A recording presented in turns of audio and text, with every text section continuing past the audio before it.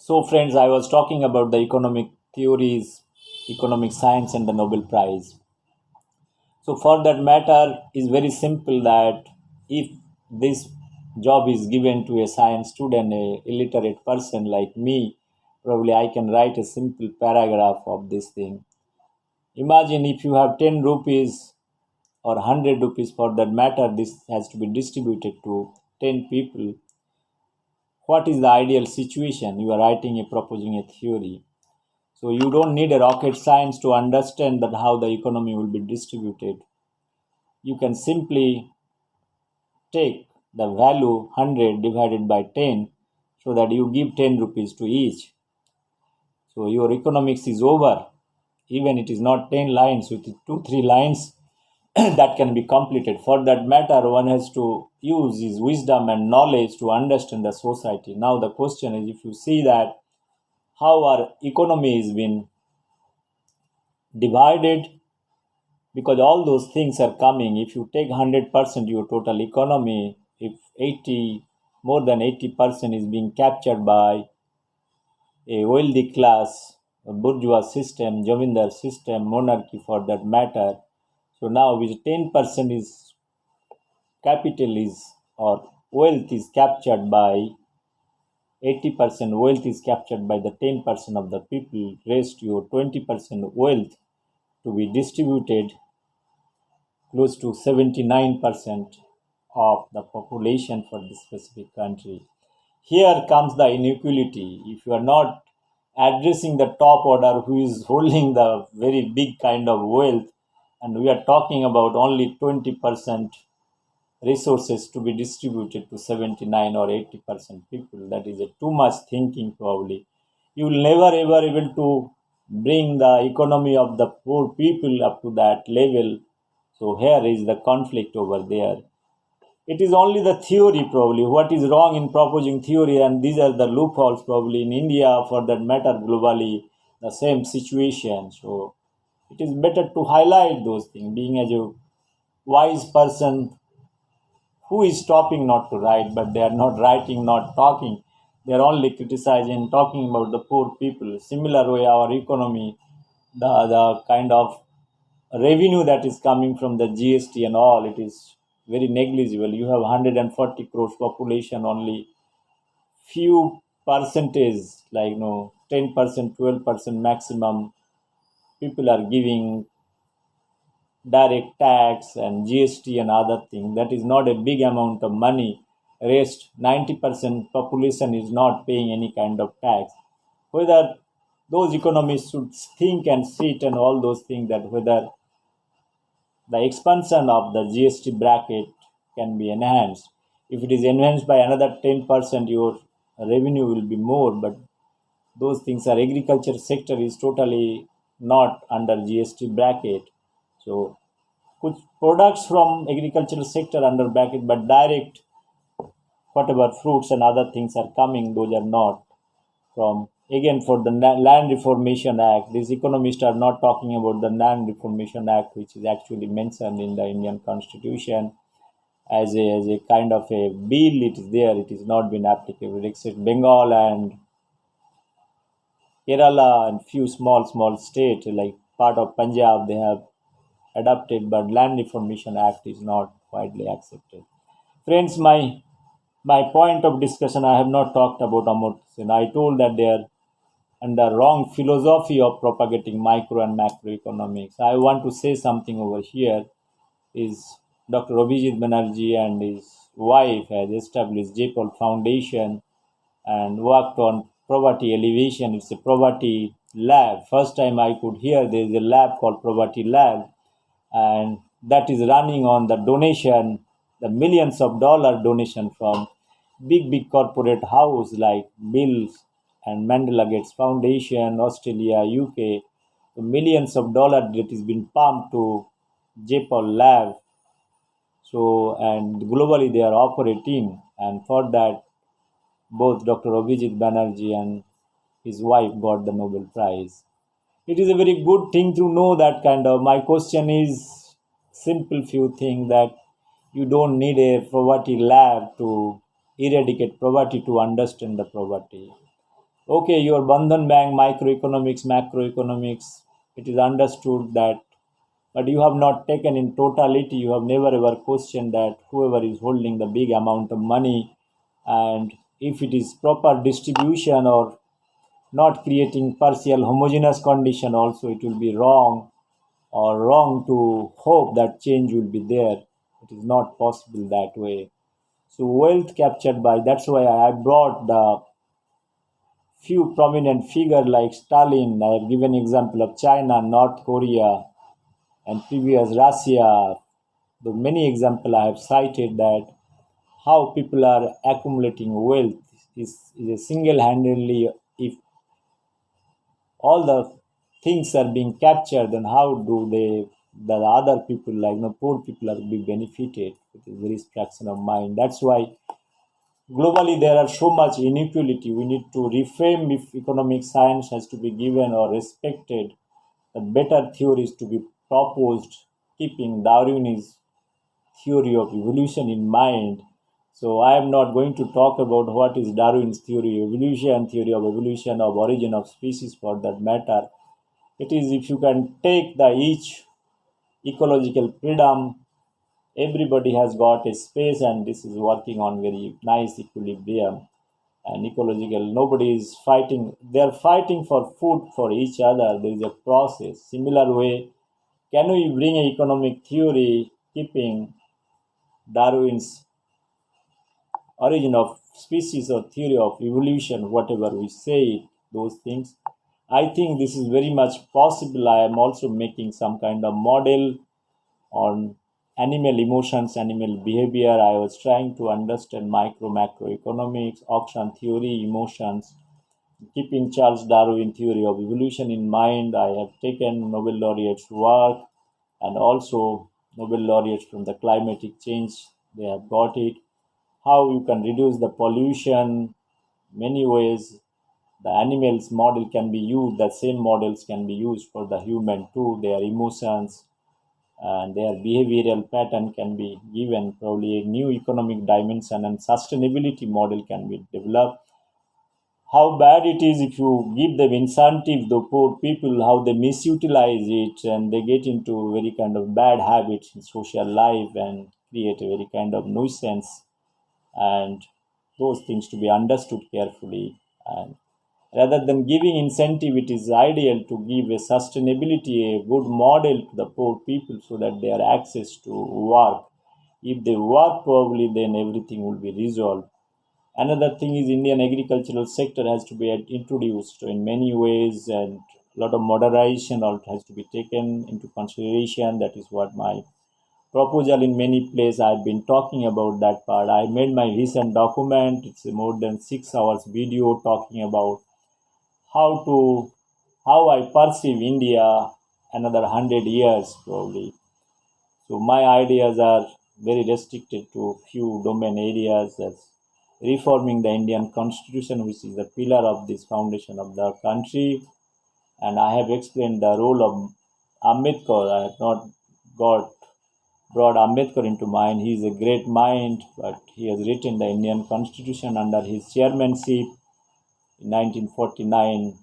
It is in parliament, it has been approved, that is known to everybody, and it has been signed. This is a law basically. So there are some loopholes I talked about, Article 164 and Article 344, the reservation, and another thing is the Uniform Civil Code. All those things, your Article 370 is out. I am happy that Modi government has done a brilliant job. I'll talk about when I discuss about the Modi, why he should not be compared with anybody. For that matter, I have kept few ideas in my mind. I want to speak on that direction. So friends, what I'm trying to tell over here is very simple thing, that I was talking about the Jaipal lab. So this is for Dr. Abhijit Banerjee. You are much more senior than me. I have a lot of respect for you, that your wisdom has reached you to up to certain level like MIT. We never ever dreamed for MIT. We are not that qualified. We are very intelligent. I told you I read history up to fifth, 10th standard. I was just 15 years old kid. I left history because I want to pursue science. You are reading economics, you are a great scientist. I have the simple questions. When you have developed your JPL foundation, why do you need to have few things? Why need to have money from the others industry house to run your organization? That is question number one. Question number two is very simple, that why do you need a marketing guy or an analyst or a salesperson in your organization in JPL Foundation? What is the role that you are defining? You are giving lakhs of rupees salary, 1.5 lakhs, 2 lakhs salary per month. They are not the ordinary guys who are coming into your organization or working for it. They are also equally brilliant students. They are working for the organization. But why do you need a marketing person to run JPL Foundation? That is what it is not understood to me. Whether you have kept, I am giving you options, probably you can tell and use your wisdom to understand. Or you are giving these intelligent brains to bring business or interacting with different corporate house to have the fundraising, or you have using those marketing guys for the poverty elevation. They will go to small village and all, and they will give cash incentives for that purpose. You are keeping, probably you can think and give your answer if you have access to this video. So friends, I am not getting into more discussion on these two Nobel laureate. These two Nobel laureate is destroying whatever Indian economy, the image in the global, because they always feel they are not nationalists, they are internationally they are focused, and that's why they sometimes internationally try to expose Indian economy, try to expose Narendra Modi's policy, try to expose whatever things he does. And these two individuals are sitting for many years and criticizing intellectually to Modi government with different interviews or independent voice. Friends, what I want to convey here, it is if they wish to change the India, they should come forward with their vision document or many things. Finally, at the end of the day, what is required? You want to have a better idea, better India. So this is also your motherland, even though you have written an American citizen, right? In the Indian origin American citizen, that is what it talks about. I really do not understand what is this all about. What is the purpose of having dual citizenship also? Maybe when you come to India, your Indianness you want to interact, it is fine. Or when you go to US, then the universalism come into picture. Probably I request both of them, when you want to exercise your wisdom, don't think that is a nationalism or patriotism in a bad sense. We have every right. It is inbuilt or everybody's gene to become a nationalist or to become patriotic. For you might be the patriotism or nationalism is a bad thing. So I want to again bring back why Mahatma Gandhi has got not the Nobel Prize. The Norwegian scientist, what he has written very clearly, I am going to talk about that.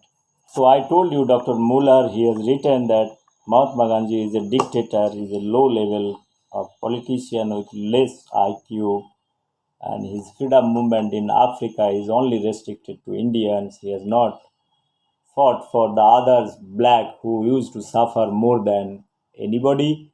That is what he is trying to tell it, and he wants to say that it is too much nationalism that is built in Mahatma Gandhi.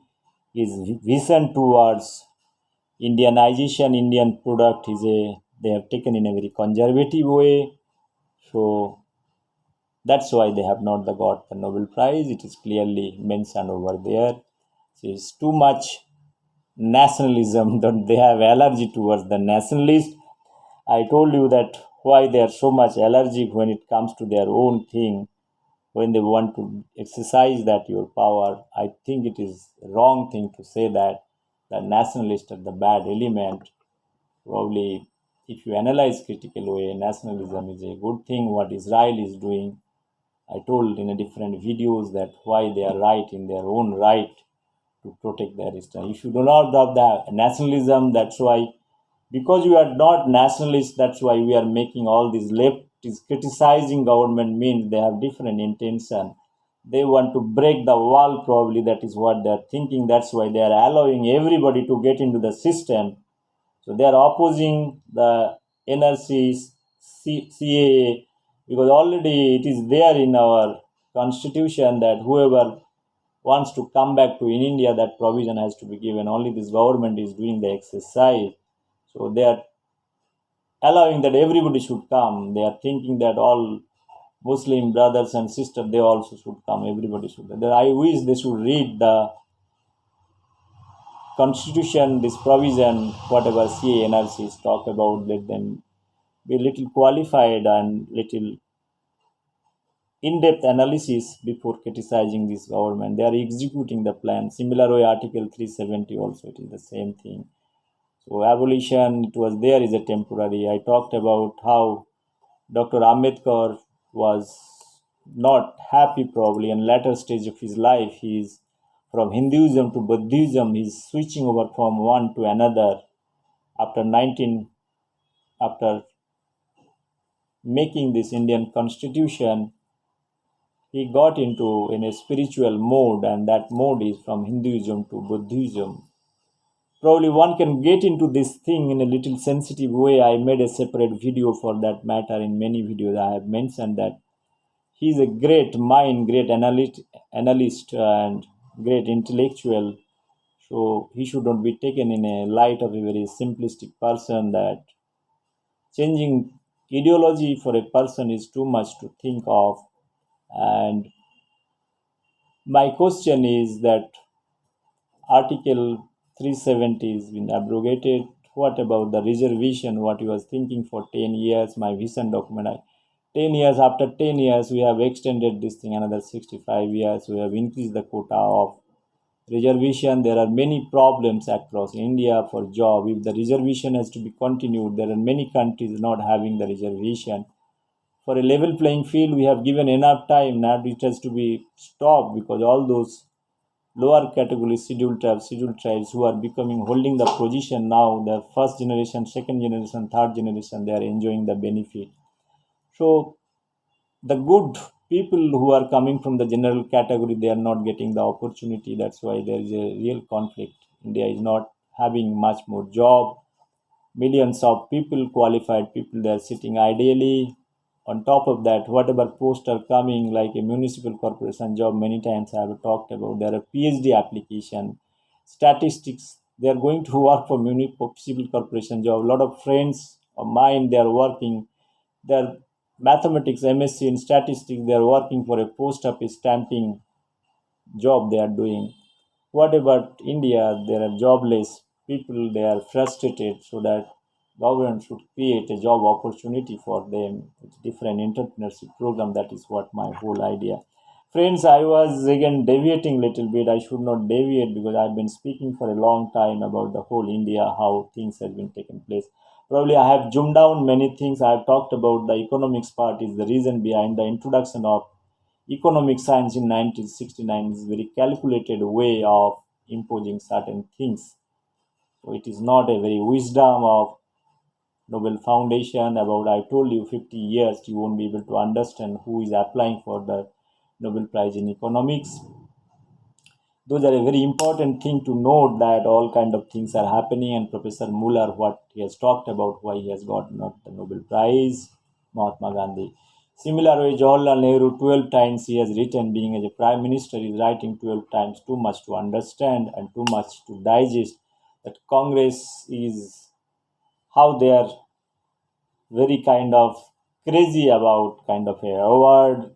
Those things are known. It is known in, it is there in the public domain. In the case of Bharat Ratna, how those Nehru or Gandhi family proposing their own name, getting Bharat Ratna award, and it went for the Gandhi family.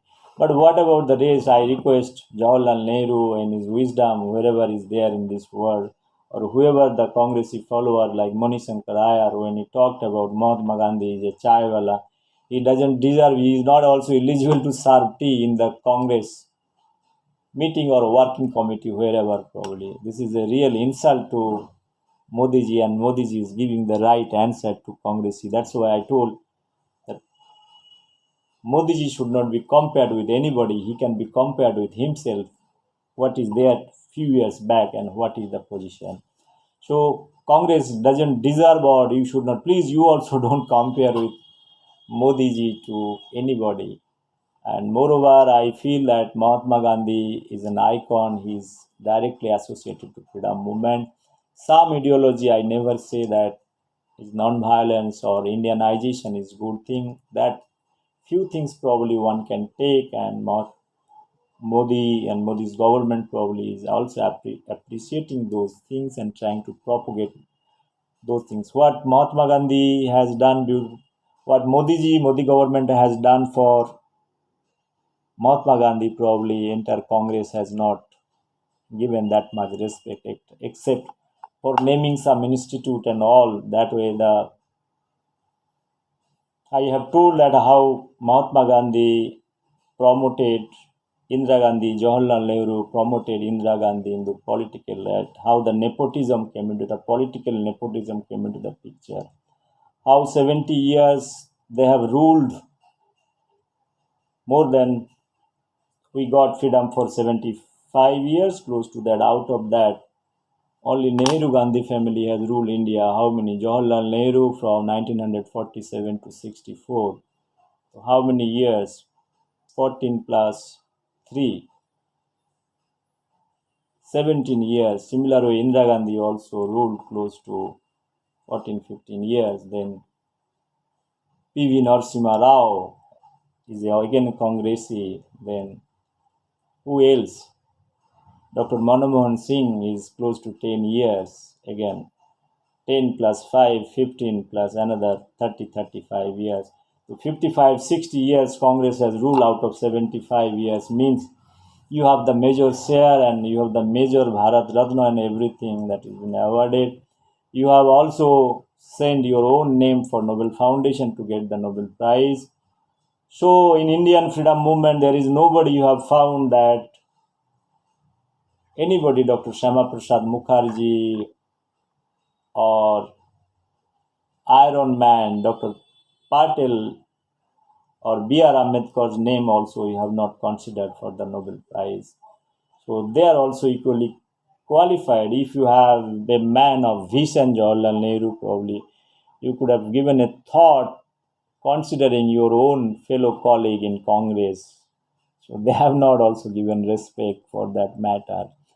Again, friend, I told you those Article 164, Article 344, all those things, those are the black hole half. These are the black holes of Indian democracy. And Dr. B.R. Ambedkar probably given thought for a certain time frame. This has to be given. Even Article 164, there are a lot of debates has been done in between 1949 1950 in the parliamentary debate where Ambedkar advocated 164 article with a 6-month provision. New person is bringing probably this time the political situation is a very kind of a good condition. People never used to think that people would misutilize those things. Since 75 years it has been misutilized, probably those things would go. Your Article 164 should go.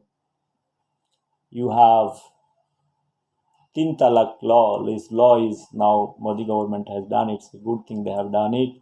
But the uniform civil code is the need of the hour. The reservation has to go. Those three things probably in those area one can work. Probably in that direction want to see, that will be a great idea and great thing. My point was telling those three ideas when Dr. Ambedkar proposed. After that, it came as a Indian constitution as a law, and after that he went for a kind of a shift of his mind from Hinduism to Buddhism.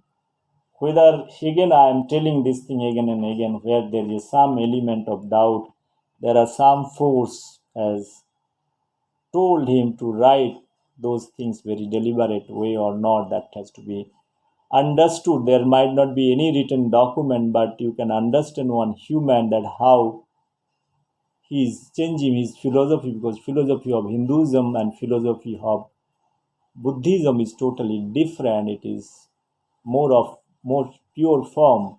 I told you that emotions is there in Hinduism, is one of the Maya is there. In Buddhism, all rational thoughts is filled with science and everything.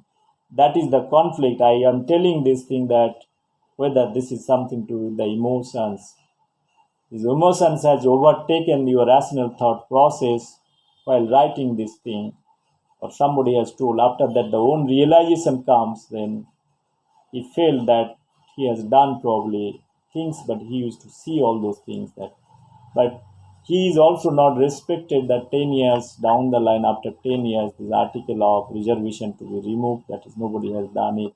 Similar way, Gandhiji's wish or vision that your Congress to be dissolved, what is established in 1885, the same Congress is continuing. Everybody feels it is the same Congress and present Congress are the same. It is not that way. So they have not respected Gandhiji in that way also, that why they have not dissolved it. They feel it's the oldest political organization. It is simply a kind of a emotions again playing into the picture to show that we are the very longest party, and if this party is not named as a Indian National Congress, then National Herald and all these things will be in trouble. That is what. So I am not getting into that debate again probably. So that might be one of the reasons it's not doing such kind of thing, that after 1947 this Congress could have been different organization. Because what is Congress? Congress is nothing but a platform to fight against the British. This is a common platform given in 1885.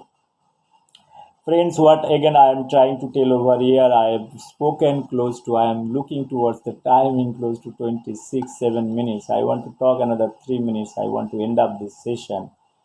So I hope those forces, these Nobel laureates, intellectual is propagating many things, and it is well accepted by the people. And a lot of people that thinking that Modi government is doing very bad thing over here. So those bad elements, when intellectual are speaking, that is well accepted.